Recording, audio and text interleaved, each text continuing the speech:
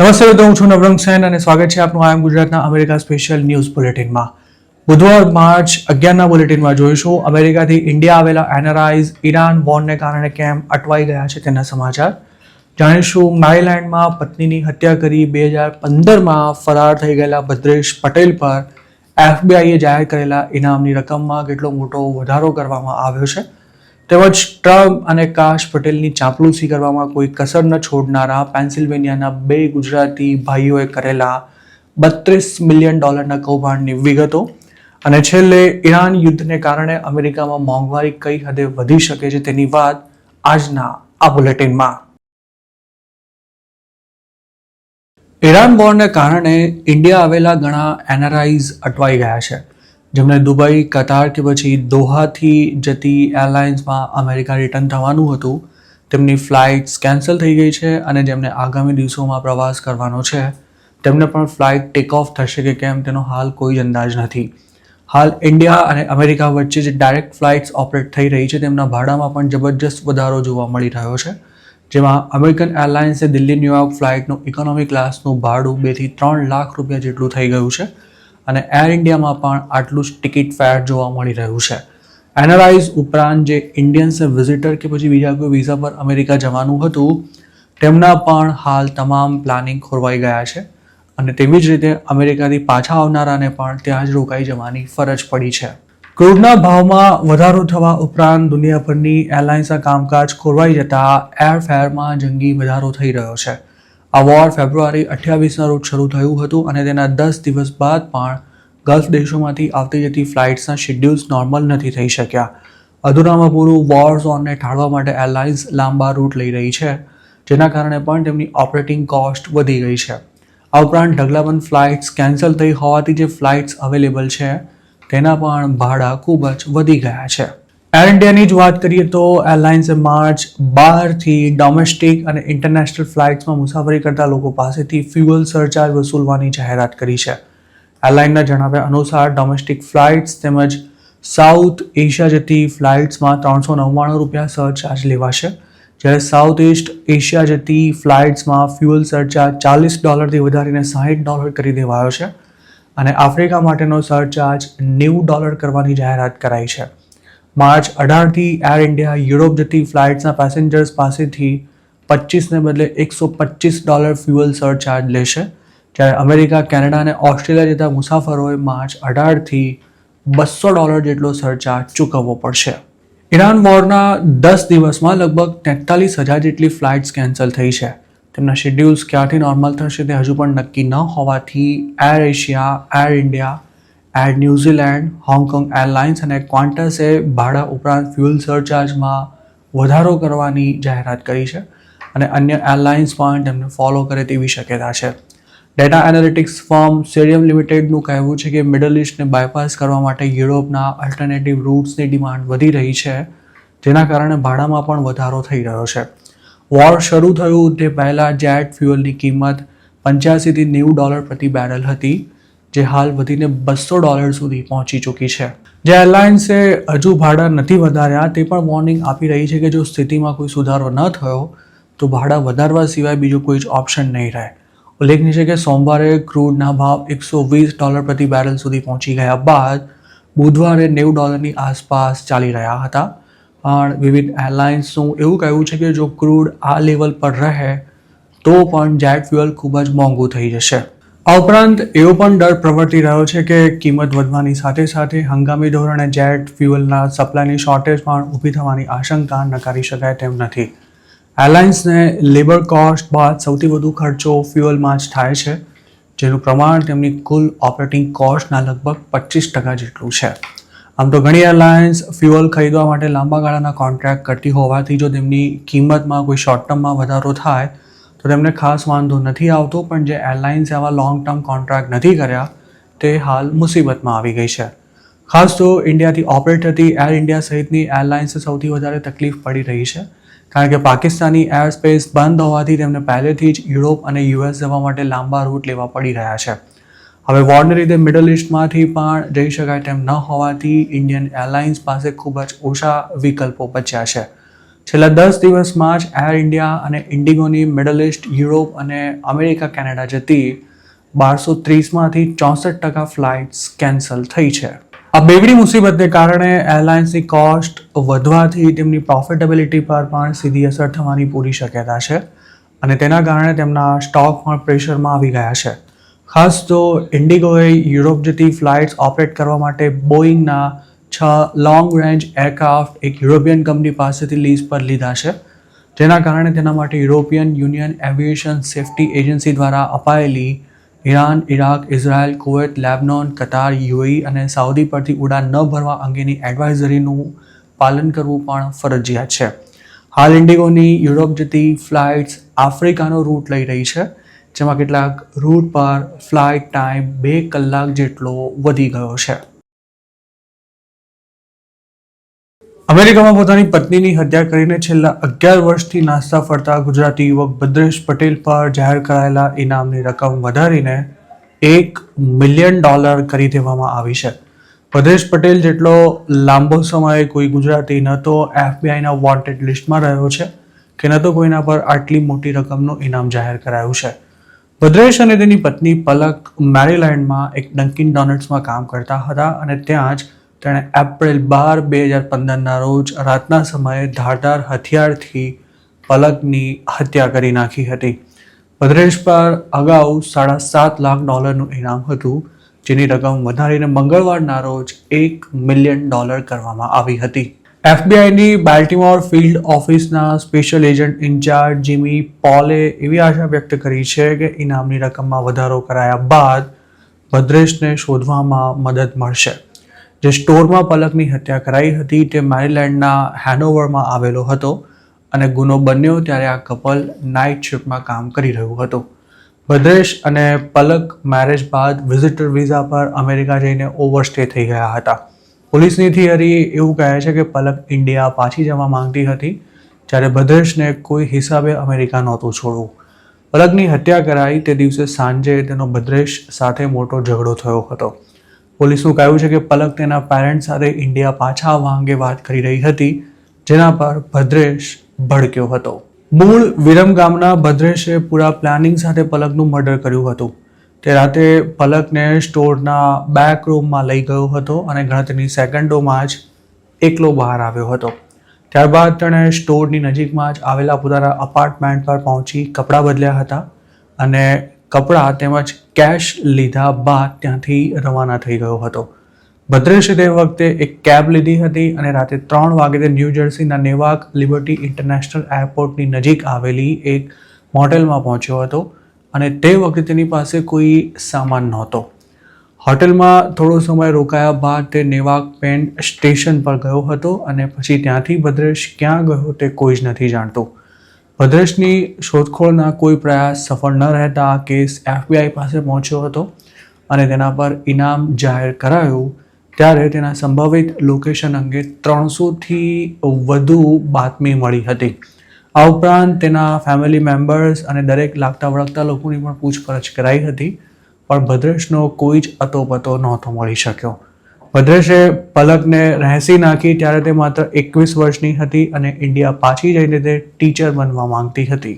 FBI ભલે એવું માનતી હોય કે ભદ્રેશ અને તેની પત્ની વચ્ચે ઇન્ડિયા પાછા જવા બાબતે મતભેદ સર્જાયા હતા, પણ આ પ્રકરણથી વાકેફ કેટલાક લોકોનો એવો દાવો છે કે ભદ્રેશનું કોઈ યુવતી સાથે અફેર ચાલી રહ્યું હતું અને પલકને કદાચ તેની જાણ થઈ ગઈ હતી. એવું પણ કહેવાય છે કે ભદ્રેશની આ કહેવાતી પ્રેમિકા US કે પછી કેનેડામાં રહેતી હતી અને ભદ્રેશનો પ્લાન પલકને પટાવી દઈને પોતાની પ્રેમિકા સાથે જ રહેવાનો હતો.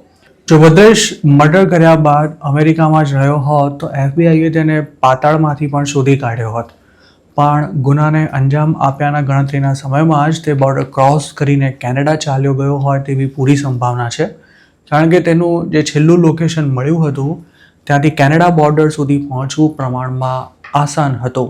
ભદ્રેશના કેટલાક રિલેટિવ્સ પણ કેનેડામાં રહેતા હોવાની વાત જે તે સમયે બહાર આવી હતી, જેથી તેની કેનેડામાં હોવાની શક્યતા ઘણી જ મજબૂત છે. જોકે હાલ તે ક્યાં છે અને તેણે વેશ પલટો કર્યો છે કે કેમ, તેમજ તેની કહેવાતી પ્રેમિકા તેની સાથે જ છે કે નહીં તેનો જવાબ ભદ્રેશ અને હાલ પણ તેના કોન્ટેક્ટમાં રહેલા અમુક ગણતરીના લોકો સિવાય બીજું કોઈ જ આપી શકે તેમ નથી.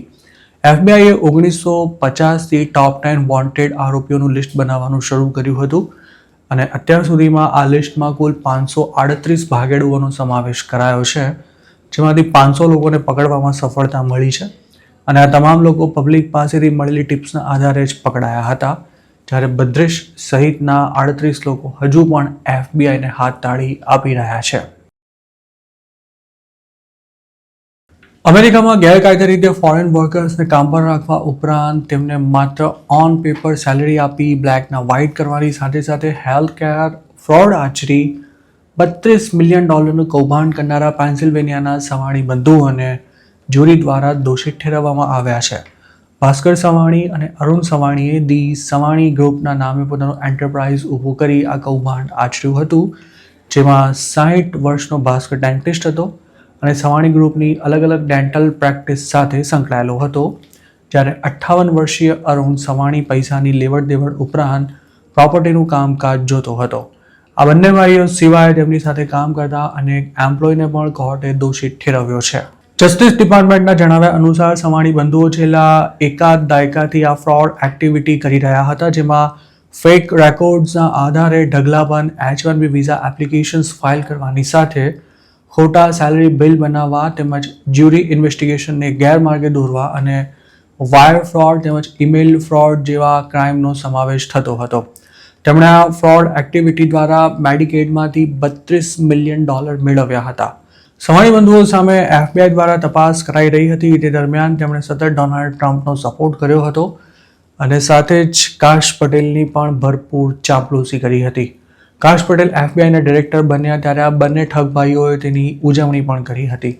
તેમણે 2024ની ચૂંટણી વખતે કાશ પટેલ સાથે મુલાકાતો કરી તેના ફોટોગ્રાફ્સ પણ પોતાની સોશિયલ મીડિયા પ્રોફાઇલ પર મૂક્યા હતા. ભાસ્કર અને અરુણ સામે જાન્યુઆરી 2023માં ચાર્જીસ લગાવવામાં આવ્યા હતા અને હવે તેમને જ્યુરી દ્વારા દોષિત ઠેરવવામાં આવ્યા છે, જેમાં visa fraud, money laundering, health care fraud તેમજ યુએસ ટ્રેઝરી સાથે ઠગાઈ કરવા સહિતના ચાર્જીસનો સમાવેશ થાય છે. જસ્ટિસ ડિપાર્ટમેન્ટનું એવું કહેવું છે કે આ બંને ભાઈઓને વધુમાં વધુ 420 વર્ષ સુધીની જેલની સજા થઈ શકે છે. જ્યુરી દ્વારા દોષિત ઠેરવવામાં આવ્યા બાદ ભાસ્કરને જુલાઈ 8 જ્યારે અરુણને જુલાઈ 9ના રોજ સજાનું એલાન કરવામાં આવશે. આ કેસની તપાસમાં એફબીઆઈ અને એફડીએની સાથે સાથે બીજી પણ ઘણી એજન્સીઝ સામેલ થઈ હતી. આ ઠગ ભાઈઓએ H-1B પર જે લોકોને કામ પર રાખ્યા હતા તે લગભગ તમામ ઇન્ડિયન્સ હતા.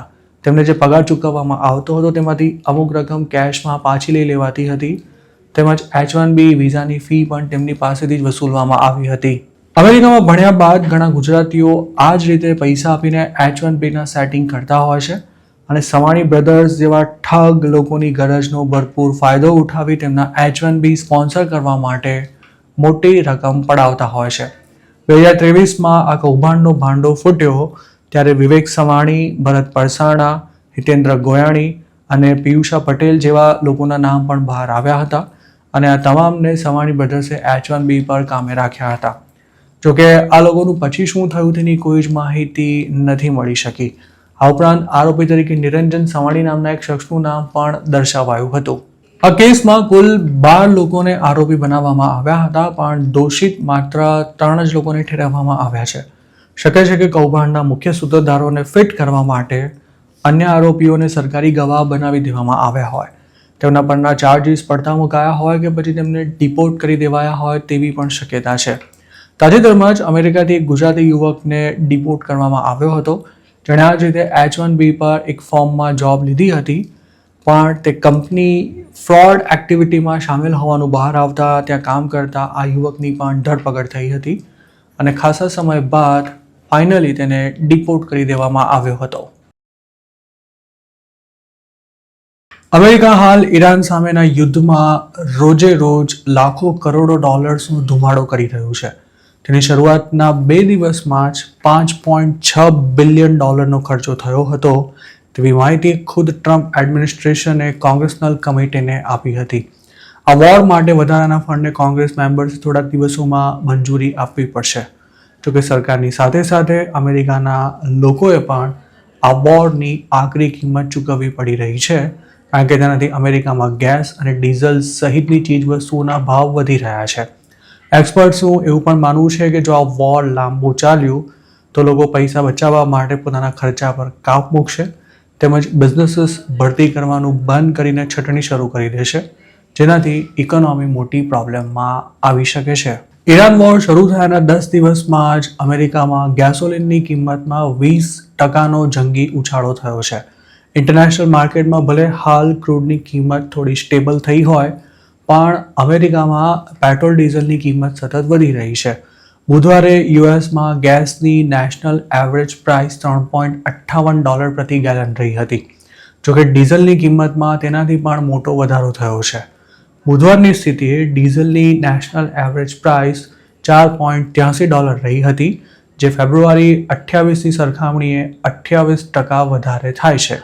ક્રૂડની કિંમતમાં થતા વધારા અથવા ઘટાડાની અસર ફ્યુઅલ પ્રાઇસ પર થોડા દિવસો બાદ જોવા મળતી હોય છે.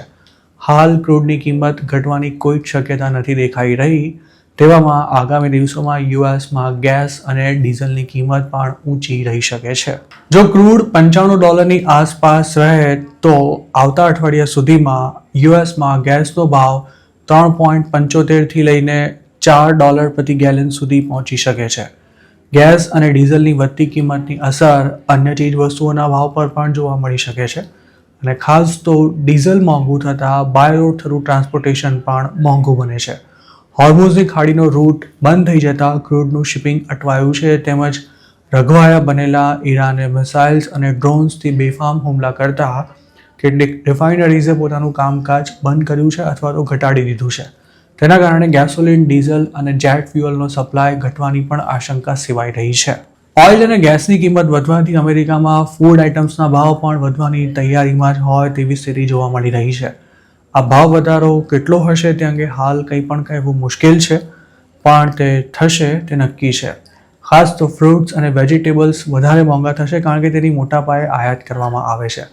એક્સપર્ટ્સનું માનીએ તો હોર્મુઝની ખાડીમાંથી પસાર થતો મરીન ટ્રાફિક આગામી અઠવાડિયા કે મહિનામાં સામાન્ય ન થયો તો ફૂડ આઇટમ્સની કિંમત પણ સતત વધતી રહેશે, કારણ કે અહીંથી નીકળતા જહાજો ક્રૂડની સાથે સાથે મોટા પાયે ફર્ટિલાઇઝર પણ બીજા દેશો સુધી લઈ જાય છે અને જો ફર્ટિલાઇઝરનો સપ્લાય સમયસર ખેડૂતો સુધી ન પહોંચી શક્યો તો વાવણી પણ તેની સીધી અસર થશે. ખેત પેદાશોનું ઉત્પાદન ઘટશે અને તેની કિંમતો વધશે. અમેરિકામાં સ્પ્રિંગ પ્લાન્ટિંગની સિઝન શરૂ થવાની તૈયારીમાં છે. તેવામાં ફાર્મ બ્યુરો ફેડરેશનના president Zippy Duvall president Donald ટ્રમ્પને એક લેટર લખીને વોર્નિંગ આપી છે કે અમેરિકાના ખેડૂતોને જો સમયસર ફર્ટિલાઇઝર ન મળ્યું તો મોંઘવારી વધશે. ગેસ અને ફૂડ આઇટમ્સની સાથે સાથે ઈરાન વોરને કારણે અમેરિકામાં એર ટ્રાવેલ પણ મોંઘું થઈ રહ્યું છે, કારણ કે જેટ ફ્યુઅલની કિંમતો વધી રહી છે. યુનાઇટેડ એરલાઇન્સના સીઈઓ સ્કોટ કર્બી આ અંગે જણાવ્યું હતું કે ટ્રાવેલ ડિમાન્ડ મજબૂત છે, પણ જેટ ફ્યુઅલમાં છેલ્લા 10 દિવસમાં 58% જેટલો વધારો થયો છે, જેના કારણે એરલાઇન્સની ઓપરેટિંગ કોસ્ટ વધી રહી છે.